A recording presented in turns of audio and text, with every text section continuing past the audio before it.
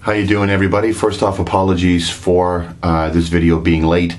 I'm blaming the Irish, I'm blaming St. Patrick, and I'm blaming a late Saturday night and a pretty low-key Sunday.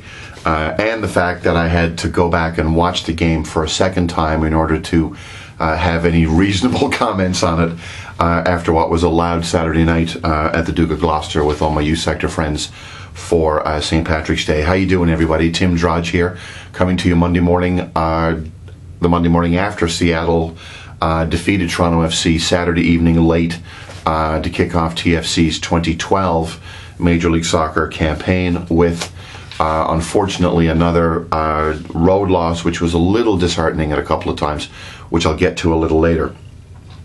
First off, let's talk about Torsten Frings, shall we? I think this is the big issue, the big concern.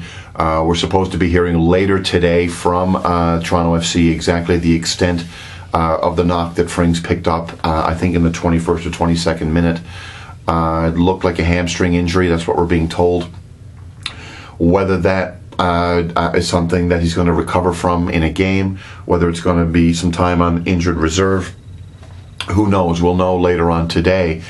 But I think it's absolutely critical that we find this out, not just obviously for curiosity's sake, but for the sake of the team, because the way that Toronto FC has been playing in the Champions League games in preseason and now against Seattle, Torsten Frings is so absolutely instrumental. He is the most important player on the pitch by a country mile. He's integral. He gives them defensive shape. He gives them calmness at the back. He gives them leadership. He gives them some offensive spark from time to time.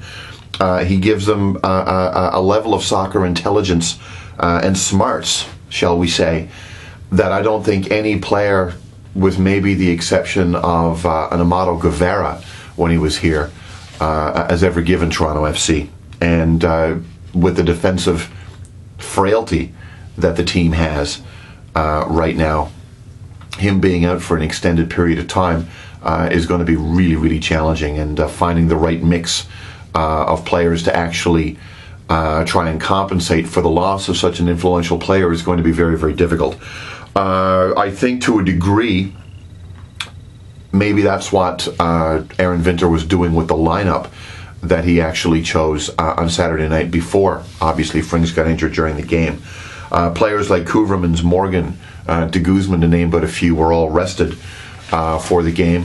That could have been Vinter still looking for his best 11. That could have been all due to a tough game 3 nights before in Los Angeles. Could have been a combination, we don't know. But anyway, the team did look a little unsettled. I think the only player that looked settled and has looked consistent, other than a player like Torsten Frings, has been Ryan Johnson, who continues to surprise and who continues to look lethal when he gets chances around the net. That's 3 games and counting now, folks, that Ryan Johnson has scored a goal. Twice against Los Angeles, he scored in those games, and obviously against Seattle away as well. Unfortunately, that wasn't enough to get past David Estrada's hat trick, which gets me back to, other than Frings, what the main thing I wanted to talk about. Looking back at that game yesterday, soberly, shall we say, looking back at it, it just felt like another run-of-the-mill road game where the team didn't really play to an intensity or to a level of smart, shall we say, that they're capable of.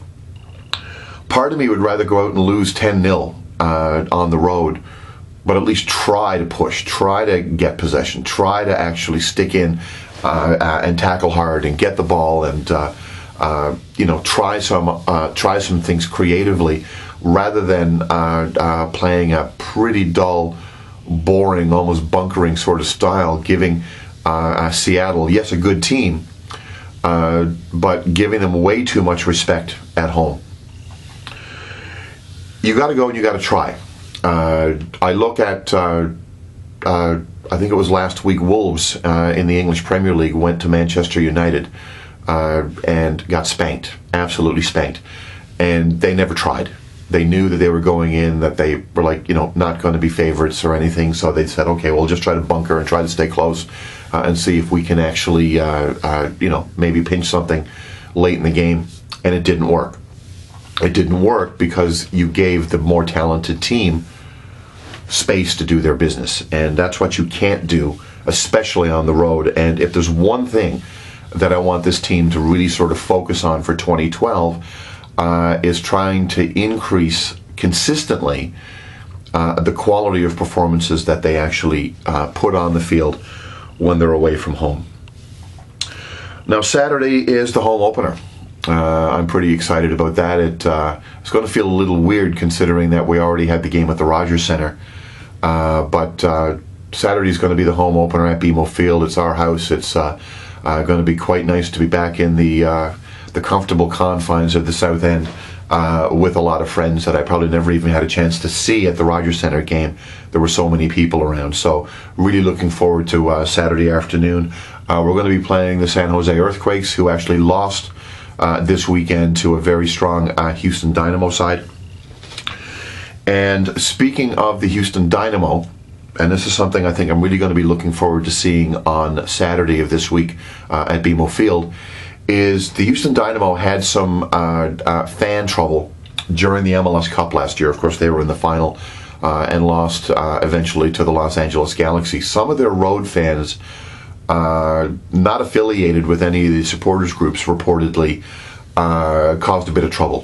Flares, fights, some of the usual things that come when you put 30,000 people together. You put alcohol together in a big sporting event. It happens in football, it happens in baseball, it happens in hockey, and yes, it happens in soccer from time to time as well.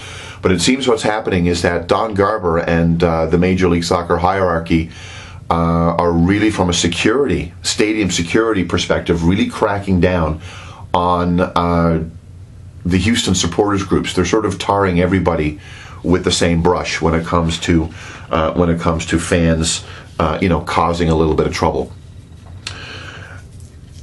I firmly believe that if anybody causes trouble at a stadium, they break the rules, they violate the rules, they do something that can hurt other patrons, they do something really stupid, they sort of lose their privileges, and the club can do anything that they want to get individual troublemakers out.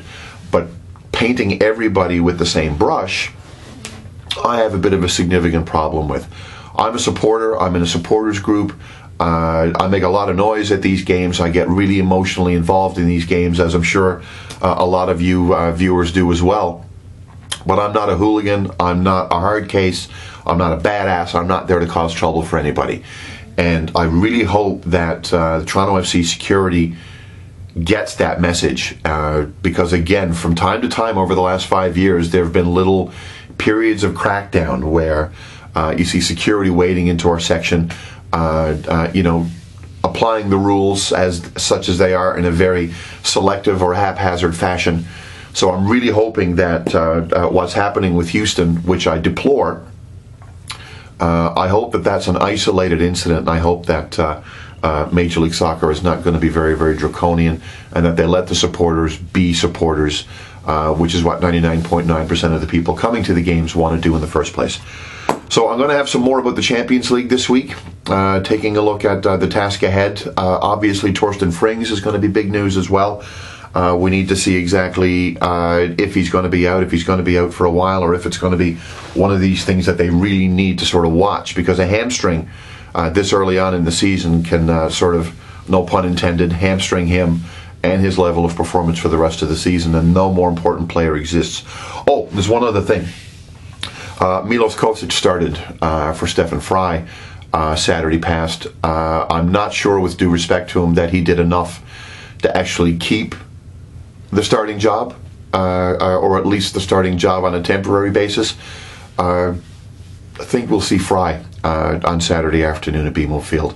I'll see you guys at BMO Field as well on Saturday. Really looking forward to the first official home game of the season, and a lot more on the blog about Frings, the Champions League, and the build-up to the San Jose game later. Thank you so much for watching, and again, apologies for this one being a little late. The next one won't be late, I promise. Cheers.